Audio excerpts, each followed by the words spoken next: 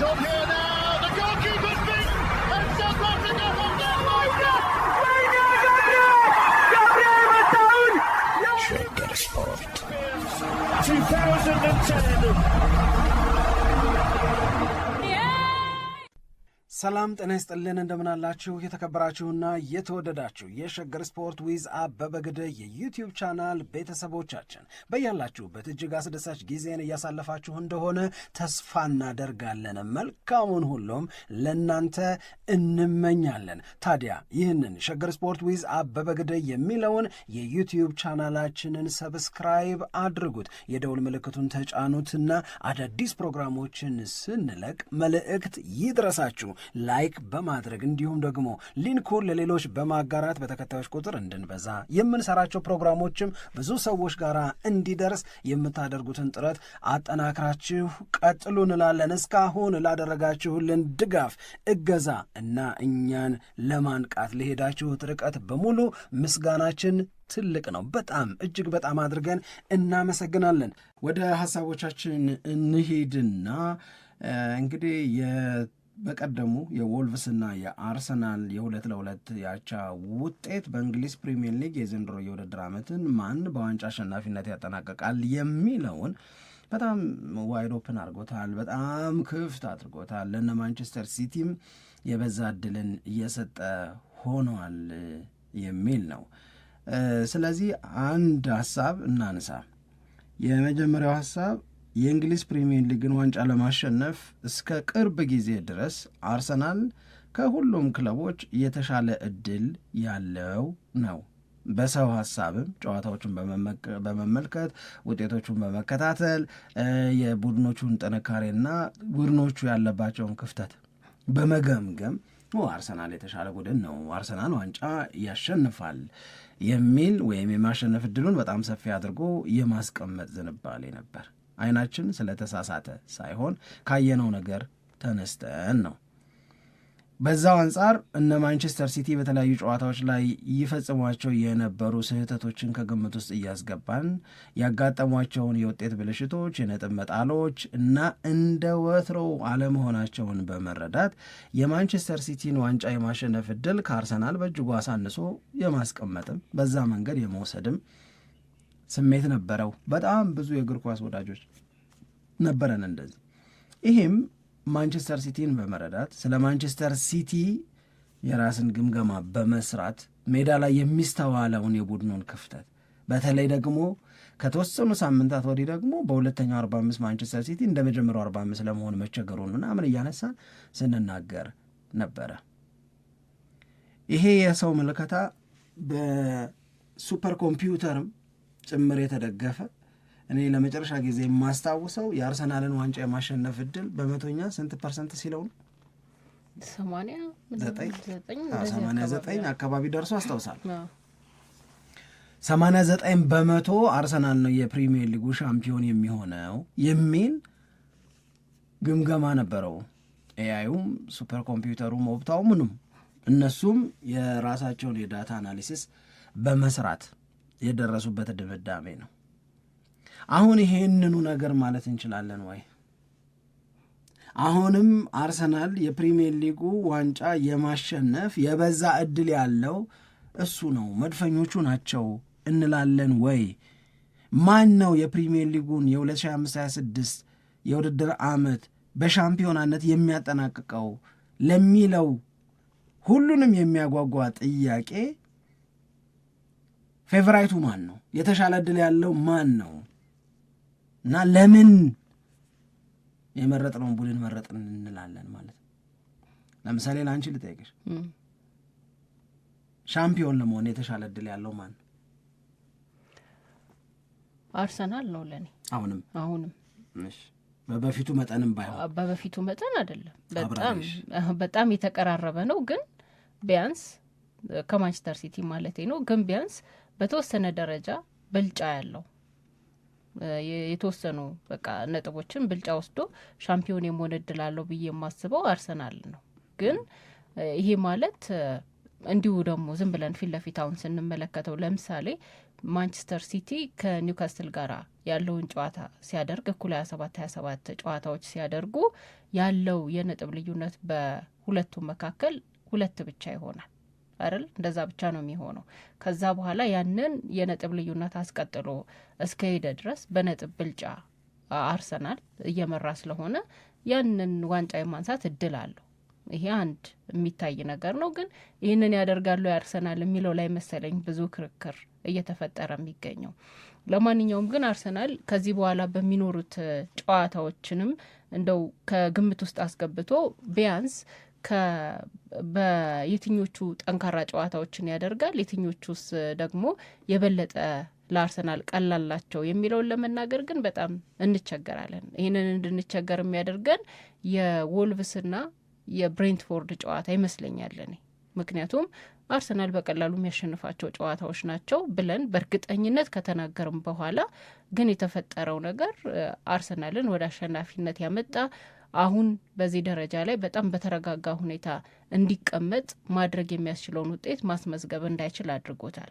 ግን የአርሰናልን የተሻለ ከማንቸስተር ሲቲ በተወሰነ ደረጃ ትንሽ በለጥ ያለ እድል አለው ዋንጫ ለማንሳት ብዬ እንድናገር ያደረገኝ አንደኛው ያው ነጥቡ ነው። ሁለተኛው ግን ማንቸስተር ሲቲ ላይ መተማመን ይቻላል ወይ የሚለውን ከዚህ በፊት ያነሳነውን ስላረሳውት ነው። ምክንያቱም ማንቸስተር ሲቲም ቢሆን የምትተማመንበት አይደለም። ምናልባት እኔ ትንሽ በቃ ጥርጣሬ የሚኖረኝ ማንቸስተር ሲቲ በጣም ታፍ በሆኑ ጊዜያት ላይ እነዛን ጫናዎች ተቋቁሞ አሸንፎ የመውጣት ትልቅ ልምድ አለው ከዚህ በፊት። ስለዚህ ያንን ልምዱን ተጠቅሞ የተሻለ ነገር ያደርጋሉ። አርሰናል ደግሞ ይህንን ጫናውን አሁንም መቀነስ አቅቶት በነጻነት መጫወት አቅቶት እንደገና ነጥብ እየጣለ ይሄዳሉ የሚለው ስለማይታወቅ ማለት ነው። ግን እድሉ እንዳለ ተጫዋቾቹ ማመን አለባቸው። እኔ የሚሰማኝ ነገር አርቴታም ተጫዋቾቹም የዚህን የውድድር ዓመት ዋንጫ የማንሳት ትልቁ እድል እንዳለ አርሰናል ላይ ማመን አለባቸው። የሚጠበቅባቸው ነገር ለማንቸስተር ሲቲ እንደምንናገረው ሁሉ የሚያደርጓቸውን ጨዋታዎች ማሸነፍ ነው። ከዚህ በኋላ የበለጠ አስተማማኝ የሚያደርግላቸው ማንቸስተር ሲቲም ያንን ማድረግ ከቻለ የራሱን እድል በራሱ ይወስናል ማለት ነው። አርሰናልም ደግሞ ያንን ማድረግ ይችላል። ግን ሁለቱም የሚቀሩትን ጨዋታዎች ሙሉ ለሙሉ እያሸነፉ ይቀጥላሉ ብዬ ለማሰብ ይቸገራሉ እና ማንቸስተር ሲቲ የሆነ ጊዜ ላይ በዚህኛው የውድድር ዓመት ያሳየው ባህሪ ስለሆነ በተደጋጋሚ ያሳየው ባህሪ ስለሆነ ነጥብ እየጣለ ሊቀጥል ይችላል። አርሰናል ደግሞ ከዚህ በኋላ የሞት ሽረት ትግል ማድረግ አለብኝ ብሎ በእያንዳንዱ ጨዋታዎች ላይ ካለ ጫና የሚጫወት ከሆነ ያለው የቡድን ጥንካሬ ስብስብ፣ የተጫዋቾች ከጉዳት መመለስ የተሻለውን እድል እንዲወስድ ያደርጋል ብዬ አስባለሁ። እሺ የሀሳብሽን አዳምጠናል፣ አንቀበለውም እንጂ ግራ ቀኙን አይተን ደግሞ ይኸውልሽ አሁን አንድን የኔን ደግሞ መልከታ ልንገርሽ። ለምሳሌ ትላንትና ኦልሞስት በዚህ ሰዓት ወይም ትላንት በምሳ ሰዓት አካባቢ ኦፕታ ያወጣው አንድ መረጃ ነበረ። የተፈጠረውን ነገር አይቻለሁ፣ ሰምቻለሁ፣ የተፈጠረው ነገር ገብቶኛል፣ ተረድቼዋለሁ ካለ በኋላ ኦፕታ አሁንም የእንግሊዝ ፕሪሚየር ሊግን ዋንጫ ለማሸነፍ አርሰናል የተሻለ እድል አለው ከማንቸስተር ሲቲ ይልቅ ብሏል እና የአርሰናልን የፕሪሚየር ሊግ ሻምፒዮን የመሆን እድል ከወልቭስ ጋር አቻ ከወጣ በኋላ በማንቸስተር ሲቲና በአርሰናል መካከል ያለው የነጥብ ልዩነት 5 ከሆነ ግን ማንቸስተር ሲቲ አንድ ተስተካካይ ጨዋታ እያለው መሆኑን እያወቀ ከዛ እንደገና ደግሞ ማንቸስተር ሲቲና አርሰናል በኢትሃድ ስቴዲየም በሲቲ ሜዳ ኤፕሪል 18 ጨዋታ እንደሚያደርጉ እያወኩና እየገባኝ አለ ኦፕታ ነው የሚለው። የአርሰናል የፕሪሚየር ሊጉን ዋንጫ የማንሳት እድል 79% ነው አለ። 79.7% ነው፣ ኦልሞስት 80% በይው። እኔ በዚህ ሀሳብ እየተስማማሽ እንደሆነ አድርጌ ልውሰደው። እንደዛው ነው ለማንቸስተር ሲቲ ቁጥር ሰጥቷል።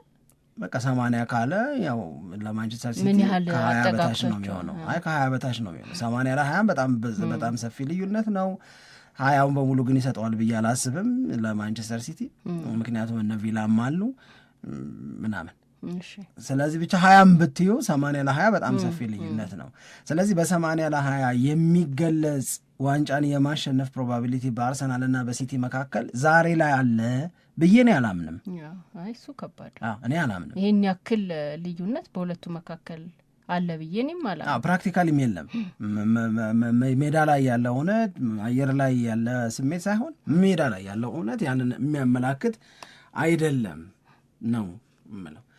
ከዛ ኦፕታ ይሄንን ነገር መስጠቱን ተከትሎ ስካይ ስፖርትስ ሃቭ ዮርስ የሚለውት ነገር አላቸው አይደለም። ሰዎች ስሜታቸው በዚህ ጉዳይ ላይ ምንድን ነው የሚለውን ለማወቅ የሚቀርብ ጥያቄ አለ። who will win the Premier League title ብሎ ጠየቀ እና 3 ክለቦችን አስቀመጠ። አርሰናልን፣ ማንቸስተር ሲቲን እና አስቶን ቪላን። ይሄ ኮምፒውተር አይደለም፣ ይሄ ኦፕታ ምናምን አይደለም፣ ወይም ኤአይ አይደለም። ይሄ ሰው ነው ግራ ቀኙን አይቶ አመዛዝኖ አገናዝቦ የሰጠው ነው። የነዛ የዳታ ነው። ዳታውን በደንብ አናላይዝ ያደርጉታል። ከዳታ አናሊሲሳቸው ተነስተው ይሄ ይሆናል ለገሌ እንዲያረጋል ብለው የሚገምቱ መሆናቸውን ያስቀምጣሉ። ልዩነቱን ግልጽ ለማድረግ ነው። በሰዎች አስተያየት ውስጥም ገደብ ሊኖር ይችላል። በኦፕታም አናሊሲስ ውስጥ የራሱ የሆነ ጉድለት ሊኖር ይችላል። ስለዚህ የእነዚህ የሰዎች ድምፅ ሲሰበሰብ እስካሁን ባለው አርሰናል የፕሪሚየር ሊጉን ዋንጫ ያነሳል ብለው የገመቱ ወይም ድምፃቸውን ለአርሰናል የሰጡ 27% ናቸው። አስቶን ቪላ ዋንጫ ያሸንፋል ያሉ 4% ናቸው። ማንቸስተር ሲቲ ነው የፕሪሚየር ሊጉ ሻምፒዮን የሚሆነው ያሉ ግን 69% ናቸው። እዚህ ውስጥ ስነን ወይ ነው የኔ ጥያቄ። እንዲህ ባለው የሰዎች አስተያየት ውስጥ የእኛን ስሜት እናገኘዋለን ወይ? እዛ ውስጥ ነን ወይ? የኦፕታን ሰማን 79.7% የሻምፒዮንነትን እድል አርሰናል ሲሰጥ፣ የሰዎች ድምፅንም ሰማን 69% ሻምፒዮንነትን ለማንቸስተር ሲቲ ሲሰጡ። የእንግሊዝ ፕሪሚየር ሊግ ከተጀመረበት ጊዜ አንስቶ ይሄ ድምፅ እስከተሰበሰበበት ጊዜ ድረስ በአርሰናልና በማንቸስተር ሲቲ መካከል ዋንጫውን ማን ያሸንፋል ለሚል ጥያቄ እንዲህ ያለ የተዛባ እንዲህ ያለ የተከፋፈለ አስተያየት ሲሰጥን ያላየውም። ምን ማለት ነው ይሄ? አላየውም ማለት ጠቅልለው ለአርሰናል ነበር የሚሰጠው የሰው ድምፅም ጠቅልሎ ለአርሰናል ነበር የሚሰጠው የኦፕታም አናሊሲስ። አሁን ኦፕታ በዛው በራሱ የዳታ አናሊሲስ ለአርሰናል ፌቨሬት ብሎ እየሰጠው ነው ያለው። ሰዎች ግን ኖ ኖ ኖ ኖ ኖ ብለው ለማንቸስተር ሲቲ እየሰጡ ነው ያሉት። ይሄ ማለት ለእኔ የሚሰጠኝ ትርጉም ለመጀመሪያ ጊዜ አርሰናል በሁለቱም መዛኞች በሰውም ሚዛን በኦፕታም ሚዛን በኤአይም ሚዛን አሸናፊ የሆነ እንዳልሆነ ያሳያል። ለመጀመሪያ ጊዜ ፌቨራይት ማን ነው ዋንጫውን የሚያሸንፈው የሚል ጥያቄን ማንቸስተር ሲቲ የሚሉ ሰዎች ሲበዙ አየው። ስለ አርሰናል የተፈጠረባቸውን ስሜት ያመላክታል። ስለ አርሰናል ያላቸውን አስተያየት መቀየር ያመላክታል። ይሄ አንዱ ነው ሳይነገር መታለፍ የሌለበት። ሁለተኛው ሳይኮሎጂካሊ አድቫንቴጅስ ማን ነው? አሁን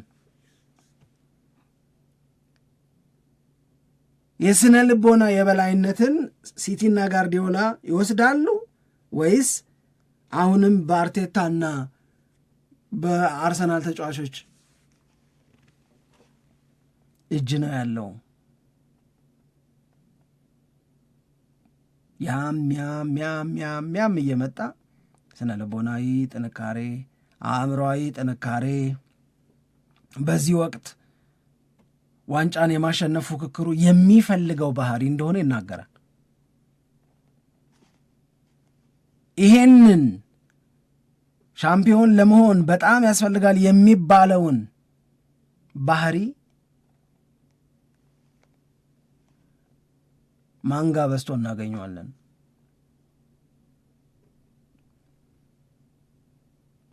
አርሰናል ጋር ወይስ ማንቸስተር ሲቲ ጋር? በዚህ ሰዓት አርሰናል ቤት ያለው ስሜት ወይም ሊኖር የሚችለውን ስሜት ገምቱ ብንባል ስለ ብርታት፣ ስለ እናስተካክለዋለን፣ ስለ እናገግማለን ነው የሚሆነው ስሜቱ ወይስ ዳግም ሊበላሽብን ነው እንዴ? ዘንድሮም ልንሳሳት ነው እንዴ? ሌሎች የሚሰጡን ስም የእውነት ነው እንዴ የሚያስብል ነገር የለም ወይ? የቱ ነው መልበሻ ቤት ውስጥ የቱ ነው ልምምድ መስሪያ ስፍራ ላይ የሚኖረው ስሜት ወይም ይኖራል ብለን የምንጠብቀው ስሜት? እኔ ብርታትን አልጠብቅም።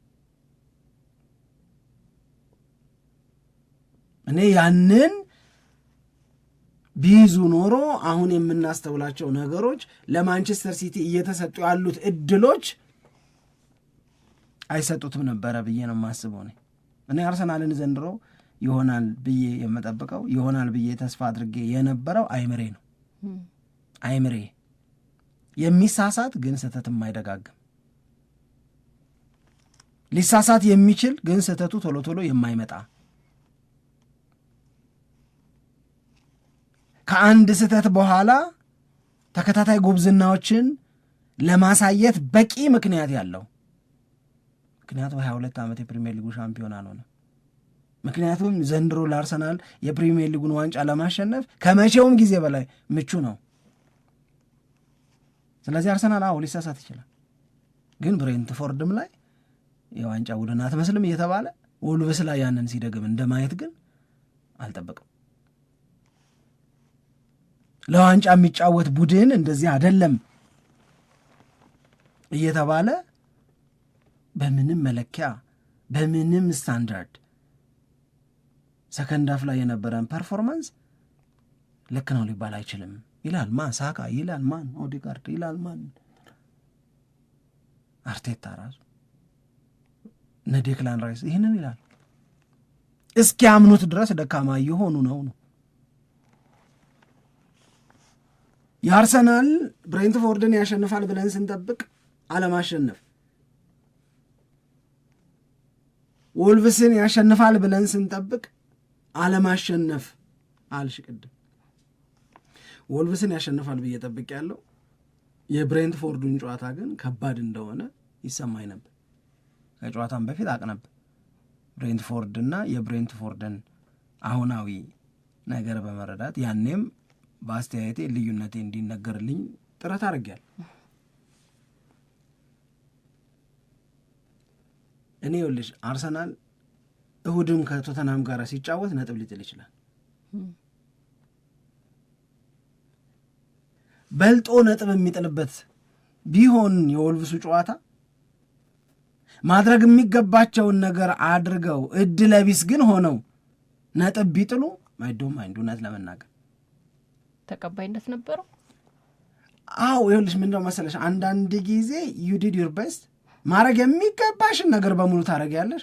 ከአንቺ ጉድለት የለም፣ ከአንቺ ክፍተት የለም፣ ግን ስቲል ፕሮብሌም አለ። ግን ስቲል ድሮ ልታደርጊ ትችላለሽ። በሌላ መንገድ ላስረዳሽ። አርሰናልና ማንቸስተር ዩናይትድ የመጀመሪያውን ጨዋታ ኦልትራፎርድ ላይ ሲያረጉ ማንቸስተር ዩናይትድ 1-0 ተሸንፏል። ማንቸስተር ዩናይትድ ተጫዋቾች በዛ ጨዋታ ላይ ማድረግ ያለባቸውን ነገር በሙሉ አድርገዋል። የተሻለ ቡድን ነበረ ማንቸስተር ዩናይትድ፣ አሁንም ድረስ የሚባል ነው አይደል? ይሄ ማድረግ የሚገባቸውን ነገር ከጎል በቀር አድርገው አርሰናል ያገኘውን አጋጣሚ አግብቶ 1-0 ጨዋታው ሲያልቅ መሸነፍ ደስ አይልም። ነገር ግን ፕራውድሊ የምትወስጂው ደግሞ ነገር አለ።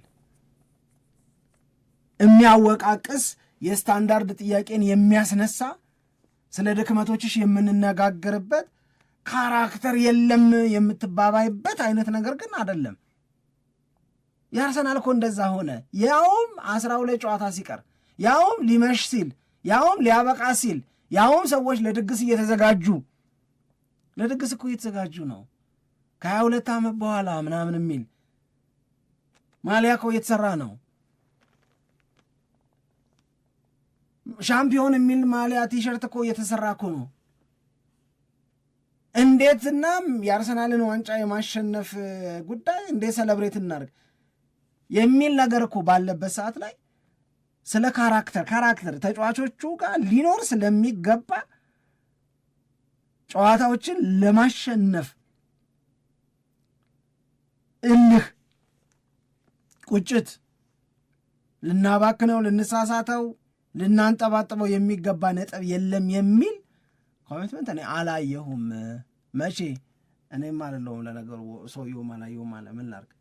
አዎ ግን ካንተ ምንም ላደርግ አልችልም። አዎ ልክ ነው። ግን እኔ ደግሞ በየትኛውም ሁኔታ ቢሆን አርሰናል ጥሩም ባይጫወት ይህንን ጨዋታ ግን አሸንፎ መውጣት ነበረበት በሚለው ነው ማምነው። አሁን አንተ እንዳልከው እኔ እንደዛ ውጤቱን አስጠብቆ መውጣት ነበረበት። ጥሩ ተጫወተ አልተጫወተ ጥሩ መጫወት ማለት ማጥቃት፣ መቀጥቀጥ፣ ተደጋጋሚ መሞከር ምናምን ማለት እኮ አይደለም። ጥሩ መጫወት ማለት ጌሙ ምን ይፈልጋል? ጎሉ ማግባት ይፈልጋል። ማን አገባ? ሳካ አገባ። ስንተኛው ደቂቃ ላይ አገባ? 5ኛው ደቂቃ ላይ። ከዛ ማን አገባ? ሂንካፒ አገባ። ስንተኛው ደቂቃ ላይ? 2:45 እንደተጀመረ። ከዛ በኋላ ጌሙን ኮንትሮል ማድረግ። በቃ 2-0 አሸንፈናል፣ አንደክምም። ለምን ብትል እሁድ ያው ቶተንሃምም ስላለ ምናምን በይ 2-1 ስትሆኝ ጌሙን አትቆጣጠሪም እንዴ? ትልቅ ቡድን አይደለሽ እንዴ? ያው እሱን ነው እኮ እኔም እኮ እያልኩ ያለው እኮ። ስለዚህ እሱንም አላደረጉም። ግን ቅድም ማለት እሱ ነው እንደዛ ስላልክ ነው አንተ። ለምሳሌ ማድረግ የሚችለውን ነገር በሙሉ አድርጎ ቢሆን ኖሮ አርሰናል አይቆጨኝም ስላልክ፣ እኔ ደግሞ በጣም ሊቆጭበት የሚገባ ነው። አንደኛ ለምሳሌ በውድድር ዓመቱ መጀመሪያ ላይ ማንቸስተር ዩናይትድና አርሰናል ሲጫወቱ ብለን ያነሳ ነው ምሳሌ አለ አይደል? ማንቸስተር ዩናይትድ ማድረግ የሚችለውን ነገር በሙሉ አድርጓል፣ ግን ተሸንፏል። አርሰናልም ማድረግ የሚችለውን ነገር በሙሉ አድርጎ ወይም አራይ ለምን ይሄኛው የወልቭሱን ጨዋታ ነው አቻ ቢወጣ ሳይሆን ማሸነፍ ነበረበት። በቃ በጨዋታም ቢበለጥም ምንድነው የኔና አንቺ ልዩነት? አንተ ያልከኝ ምንድነው ማድረግ የሚችለውን ነገር በሙሉ አድርጎ አቻ ቢወጣ ችግር የለውም እቀበለዋለሁ። እኔ ደግሞ እሱን ለመቀበል አይቻልም ብዬ ነው ማምነው።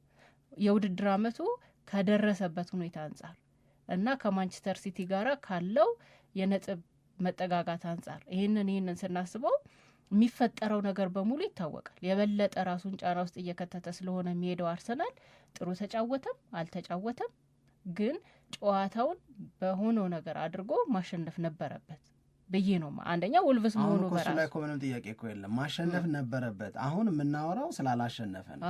ሳያሸንፍ ሲቀር ቢያንስ ከተጫዋቾቹ ረቡዕ ዕለት ጎድሎ ያየነውን ነገር ማየት አልነበረብንም። ወደ ታች ወርጄ እኮ ነው እያሰብኩ ያለሁት እኔ። አንቺ ያልሽው ከተሟላማ ይሄ ዲስከሽንም እኮ የለም። ምንም አድርጎ ማሸነፍ ከቻለማ በቃ ፔሪድ አለቀ። ስላሸነፈ የነጥብ ልዩነቱ 7 ነው። አሁን አርሰናል ላይ የሚነሱ ጥያቄዎችም አይነሱ አይደለም። እኔ መነሻዬ ጥሩ ተጫውቶ ማድረግ የሚችለውን ነገር በሙሉ አድርጎ አቻውቶ ቢሆን ኖሮ ለመቀበል ይቀላል። አሁን ሳምሪ እኔ የምለው ምንድን ነው መሰለሽ፣ አሁን የምናወራው ስለ አርሰናል ዋንጫ የማሸነፍ እድል። ዋንጫ የማሸነፍ እድል ከአርሰናል እጅ እየወጣ ነው አይደለም። የዋንጫ ማሸነፍ እድል ወደ ሲቲ እየሄደ ነው አይደለም። ይሄንን ስናነሳ አርሰናል እያሸነፈ ቢሆን ኖሮ ይሄንን አናነሳም። they are keep winning በቃ ስለዚህ እየቀጠለ ነው። አሁን ግን አርሰናል ድሮ እያደረገ ነው። ድሮ ማድረግ ወይም አቻ መውጣት ከማጋ ከብሬንትፎርድ ጋር ከማጋራ ከዎልቭስ ጋር አሁን ከቶተናም ጋር ሊል ይችላል፣ ሊቀጥል ይችላል። ነገር ግን በቡድኑ ውስጥ ከውጤቱ ባሻገር የሚታይ ጉድለት ከሌለ ተስፋ ላረግ እችላለሁ እኔ። ይሄ ውጤት ተበላሸባቸው እንጂ በአጋጣሚ እንደ ቡድን ግን ጥሩ ናቸው ብዬ ማለት ነው። አሁን ውጤቱም የለም፣ እንደ ሰከንድ ሃፍ ፐርፎርማንሳቸው ከሆነ እነሱም የሉም። ሁለቱ ተደምሮ እያየሁ አይኔ እያየ እያገናዘብኩ እስቲል አርሰናልን እንዴት ነው ፌቨራይት የምለው ነው እኔ። ዊዝ ቤስት ፐርፎርማንስ ግን ባድ ሪዛልት ቢሆን ሜዳ ላይ ጠንካራውን አርሰናል አይተን ሜዳ ላይ የሚገባውን ነገር በሙሉ የሚያደርግ ያላጎደለ አርሰናል አይቼ በተለያየ ምክንያት ጎል ገብቶ አቻ ልትወጪ ትችላለሽ፣ ወይ ጎል ማግባት አቅቶሽ 0-0 ሊያልቅብሽ ይችላል ጨዋታው።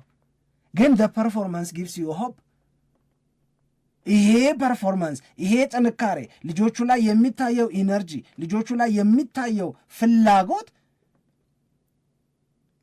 በአርሰናል ያለኝን እምነት እና መተማመን እንዳላጣ ያደርገኛል ላለው ነው። አሁን ግን የሚያስተማምን ነገር እየሰጡኝ አይደለም። በምን በውጤት በምን በፐርፎርማንስም ለንቋሶች ሆነዋል ነው።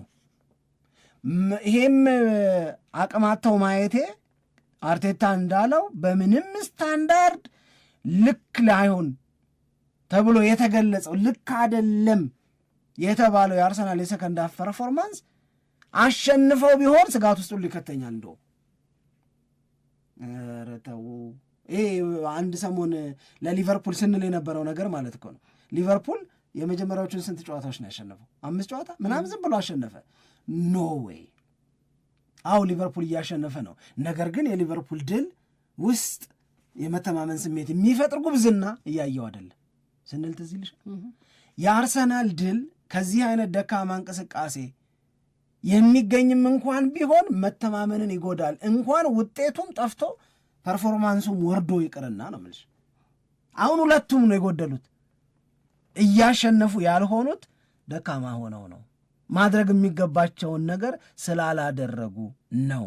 በዚህ ጊዜ እንዲህ ጎድሎ መገኘት አልነበረባቸውም በጭራሽ። በዚህ ሰዓት ጎድሎ መገኘት ማለት ከ2022/23 ከ2023/24 አለመማር ማለት ነው። ቀስቅሰሽ ብላት ያለሽ እንዴ ሲቲ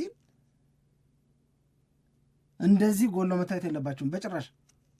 አርሰናል እንደ ሰከንድ ሃፉ ሆኖ መታየት የለበትም። ሁሉም ዜሮ ይሆናል እንዲህ ባንዴ ልክ አይደለም። ስለዚያም ባንተ የራስ ያነሳውን ጥያቄ ወደ አንተ ላመጣው ፈልጌ ነው። ዋንጫ የማንሳት የተሻለ እድል ያለው ማንቸስተር ሲቲ ነው። እኔ የምለው በአርሰናል ላይ ባለፈው ሳምንት የነበረኝ መተማመን አብሮኝ የለም። እሱማ እኔም የለም። በቃ እኔ እንደዛ ነው የምለው። አሁን እኔ ሲቲ ነው ማለለም አርሰናል ነው ብዬም እንደ በፊቱ አልጎፈናም። በቃ ዝም ነው የምለው። አዎ አሁን ዝም ነው። ምን ብለህ ነበር? ነው አሁን አርሰናል ነው ዋንጫ የሚበላው በእርግጠኝነት ምናምን ብዬ ነበር። ልጆቹ እውነት ነው ይሄንን ያላለ የለም። አይ ቆይ የራሴን ነው የምናገረው። ልጆቹ በዚህን ያህል መጠን ይሳሳታሉ፣ አርቴታ ላይ በዚህን ያህል መጠን እንዲህ ያሉ ክፍተቶች አያለሁ፣ ይገባቸዋል ብዬ ነው የማስበው። እኔ ከማክበር ነው ከማክበርና የመጡበት መንገድ እንድተማመንባቸው ስላደረገኝ ነው። እኔ ብሬንትፎርድም ሊያሸንፋቸው ይገባ ነበረ የሚል ድክመት አይቼባቸዋለሁ። ብሬንትፎርድ በጣም የተሻለ ጥረት ሲያደርግ ነበረ። ኢጎር ነው በቃ ሲስት የነበረው ኳስ። እንደ አንቺ ወልቭስን 1-0 መርተሹ 2-0 መርተሹ ጌሙን ተቆጣጥረሽ እቺን አሸነፈሽ። ዲሲፕሊን ፐርፎርማንስ ቤስ ፐርፎርማንስ የሚባል አለ። ሀመር አድርገሽ ደግሞ የምታሸነፊበት ፐርፎርማንስ አለ። ዲሲፕሊን እንደሆነሽ ደግሞ የምጨርሽው ጨዋታ አለ። ዲሲፕሊን ማለት ይፈንጭ፣ ምንም የማያመጣ መፈንጨት እንዲፈነጭ ትፈቅጅለታለች፣ ራስሽን ማታደክሚበት። ዋው ቤስት ኤንድ ዲሲፕሊን የሆነ ፐርፎርማንስ ፍሮም አርሰናል ምናምን የሚባልለት አይነት እሱን ሁሉ እኮ ነው ማድረግ አልቻሉት። 2-1 ሊሆኑ ነው። ይሄ ነገር አሰፈሰፈ፣ አረገዘ፣ እየመጣ ነው፣ ሰምቲንግ ኢዝ ካሚንግ ምናምን እያለ ሁሉም እየተናገረ ይህንን ሴንስ ማድረግ እንዴት ያቅታቸዋል ነው። አደጋ እየመጣ ነው። ሰው የእኛ ነገር ኦኬ፣ አደጋው መጣ። በጣም ቆንጆ ጎል ከርቭ አድርጎ አገባው ልጁ አለ ቡዬ ነው አገባ። ሲያገባስ 2-1 አታስጠብቂም? እቺን የ2-1 ውጤት ለማስጠበቅ ጌም ኮንትሮል ለማድረግ አትመጭም እንዴ? አትፍጠሪ፣ ችግር የለው ፍጠሪ የሚያለሽ የለም። 2-1 አስጠብቀሽ 3 ነጥብሽን ይዘሽ አትወጭም እንዴ? ኤምሬትስ ስቴዲየም ላይም እንዲሁ ጉድ ሊሰሯቸው ነበረ። 2-1 ያለቀው ጨዋታ ላይ ኧረ ልክ አይደለም፣ ይሄ ልክ አይደለም። ያለሽ ሰዎች ምን ብንል እንደሚደሰቱ ይገባኛል፣ ግን እሱ አይደለም ስራው። አይ አሁን ያየነው ነገር ወዴት እየመራን ነው? ምን ሀሳብ እየሰጠን ነው? በቃ አሁን ለእኔ ለማንቸስተር ሲቲ ከሚገባው በላይ የልብ ሰጡት። ከሚገባው በላይ የልብ ሰጡት። ከስር ከስራቸው እንከተላቸዋለን። አይ አትከተለን አብረን ጎን ለጎን እንሄድ እንዳሉት ነው የሚሰማኝ። እሱ ከስር ይሄዳሉ ምናምን ነው። እኔ እንደውም አሁን የሚሰማኝ ማንቸስተር ሲቲ ልጨርስልሽ፣ አሁን ቋንቋው ተቀየረ። ሲቲ አንድ ጨዋታ እያለው 5 ነጥብ ነው የሚያንሰው ተባለ። ሁለተኛ ምን ይነግሩሻል? ኤፕሪል 18 ሲቲ ሜዳ ላይ ጨዋታ አለው ይሉሻል። ስለዚህ ሰዎች የአርሰናልን ያለፉትን ዓመታት ልምድ ሲደመር የማንቸስተር ሲቲን ልምድ እያነሱ አርሰናልን ሞርጫና ውስጥ የሚከት ሲቲን የሚያበረታ ነገር መናገር ጀመሩ። በአርሰናል ላይ የነበረን መተማመንን ግን በእጅጉ የጎዳ ደካማ፣ በዚህ ወቅት ሊሆን የማይገባው ነገር ታይቷል ብዬ ነው። ይሄ ሁላችንንም የሚያስማማ ይመስለኛል። እኔም በማንቸስተር ሲቲ በኩል የሚሰማኝ ነገር መቼ ጨዋታው ደርሶ በተጫወትን አይነት ስሜት ውስጥ ያሉ ነው የሚመስለኝ ከኒውካስትል ጋር የሚደረግ እውነቴን ነው የምልህ። ምክንያቱም በቃ የበለጠ ይሄኛው ስሜት ሳይረግብ ቶሎ ጨዋታ ማድረግ ይፈልጋሉ። አርሰናልን ሞር ፕሬሸር ውስጥ አርሰናልን የበለጠ ዛሬ ሲረዳኝ ያኔም ስለ አርሰናልም ስናገር ስመሰክር ምን ስል እግዚአብሔር ሲረዳኝ ምን ብያለሁ ታስታውሺ ከሆነ አንቺም ማጥበቀሽ ስትይዥኝ እኔ ማወራ ያለሁት ባየኋቸው 24 ጨዋታዎች ላይ ተመስርቼ ነው። በቀሩት 14 ጨዋታዎች ላይ የሚቀየር ነገር ካለ አቋሜን ቀይራለሁ ብዬ ነበር። ቴንክ ዩ ለማስታወስ። አልቀየርኩም ግን ምንም ማድረግ አልችልም። ግን ለአርሰናል ግን ካልፈጸሙት ዘንድሮ ካላሳኩት ግን ቢግ ሼም ነው። ግን አሁን እንዲሁ እግር ኳስ የሚከታተል ሰው የሚሰማውን አይነት ስሜት የአርሰናል ደጋፊዎችም ለዛ ነገር እየተዘጋጁ ይመስለኛል። እኔ ሳስበው ስፔሻሊ ምልህ መጀመሪያውን 2026 ከመግባቱ በፊት የአርሰናል ፐርፎርማንስ በጣም አሪፍ ስለነበረ ዘንድሮ እኛ ነን የሚለው ላይ በልበ ሙሉነት ነበር የአርሰናል ደጋፊዎች አስተያየት ሲሰጡ የነበረው። ያኔ ያስብላል። ከዛ በኋላ ግን ስትናገሪው በ2026 ከስንት ጨዋታ 2 ብቻ ነው ያሸነፈው? ከ7 ጨዋታ 2 ብቻ ነው ያሸነፈው። ያ ማለት ከ21 ነጥብ ማለት ነው። በጣም እንደዚህ አይነት አንዱን ተሸንፈዋል በማን ዩናይትድ። ከዛ በኋላ ሌሎቹ ናቸዋቸዋል። በጣም ያባከኑ የሚገኘው ነጥብ በጣም ብዙ ነው እና እነዚህ ሳምሪ ከ21 ነጥብ የጣሉት ነው የሚበልጠው እኮ። ምንም ጥርጥር የለውም። እንደገና ደግሞ ትላንትናም ስናነሳ የነበረው ይሄ ከዊኒንግ ፖዚሽን 7 ነጥብ አባክነዋል። ይሄም እየመሩ ማለት ነው። ይሄም በጣም ዋንጫ ለማንሳት እየተወዳደረ ካለ ቡድን ወይም ትልቅ ተስፋ ከተጣለበት ቡድን የምጠበቀው አይነት ማባከን አይደለም። ምንድን ነው መሰለሽ እነሱ የሚሉት የዋንጫ ቡድን ባህሪ አይደለም ይሄ። እንደዛ ማለት ነው። ይሄ ነው አሁን የዋንጫ ቡድን ባህሪ የሚባለው። ልክ ማን ዩናይትድና ለምሳሌ አርሰናል ሲጫወቱ ዩናይትድ በደንብ ተጫውቶ ውጤቱን ግን ይዞ የወጣው ማን ነው? አርሰናል ነው። ዋንጫ ቡድን የሚባለው 4-0 ሊድስን ያሸነፈው አርሰናል እንደዛ ነው። ግን ደግሞ ሁሌ 4-0 እያሸነፍክ ስለማትሄድ የሆነ ጊዜ ላይ በፐርፎርማንስ የምትበለጥበት የሆነ መዳከም የምታሳይበት ውጤትም ላይ ቢሆን አንተ የምትፈልገውን ነገር ይዘህ መውጣት ያ የዋንጫ ባህሪ ነው ተብሎ አስተያየት ይሰጥበታል።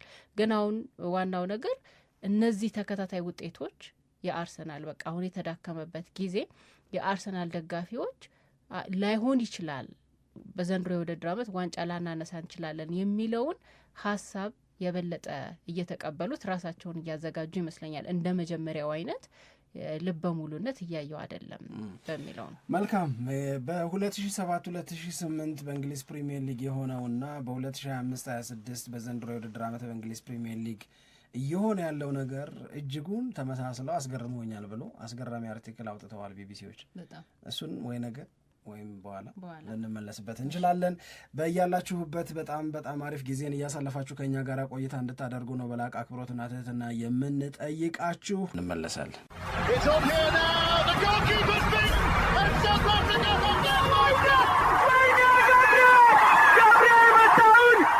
ሸገር ስፖርት 2010